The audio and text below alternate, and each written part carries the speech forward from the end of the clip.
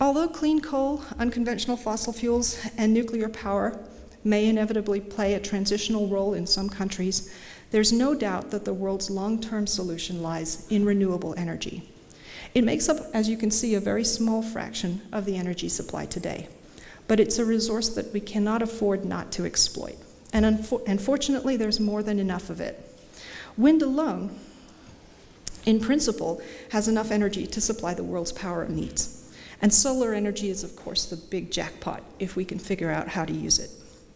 The diffuse nature of these energy sources is both an advantage and a disadvantage.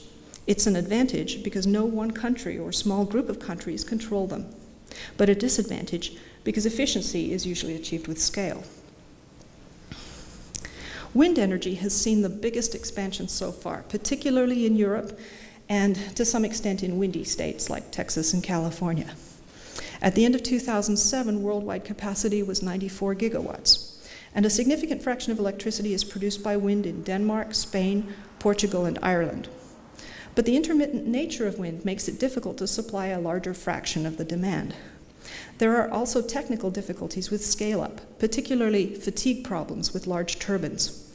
Gearbox failures have caused all 8 of these turbines to be shut down in this wind farm in Lackawanna, New York, as of early 2008. In a related development, which I think is rather interesting, in December 2007, PG&E announced a deal with a Canadian company, Finnavera, to build the first commercial wave farm off the coast of Northern California.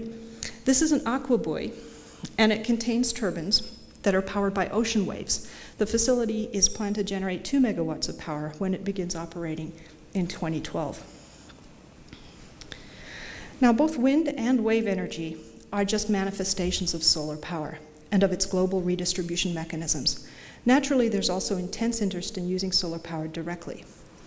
Portugal has the world's most powerful photovoltaic solar power plant, shown here.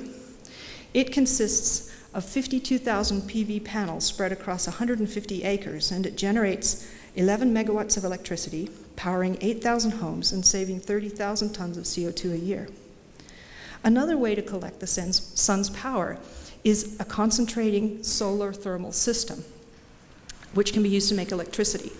It uses lenses or mirrors that track the sun and focus its light onto this collecting tower in the center. This is the Solar 2 facility in Daggett, California. The very high temperatures that it generates, up to 1,500 degrees Celsius, can be used to heat a working fluid such as water, providing a simple method of energy storage after the sun goes down. At these operating temperatures, it is also possible to consider storing the solar energy as chemical energy. For example, you can transform zinc oxide into metallic zinc at 1,500 degrees Celsius, and then react the zinc with water, spontaneously generating hydrogen.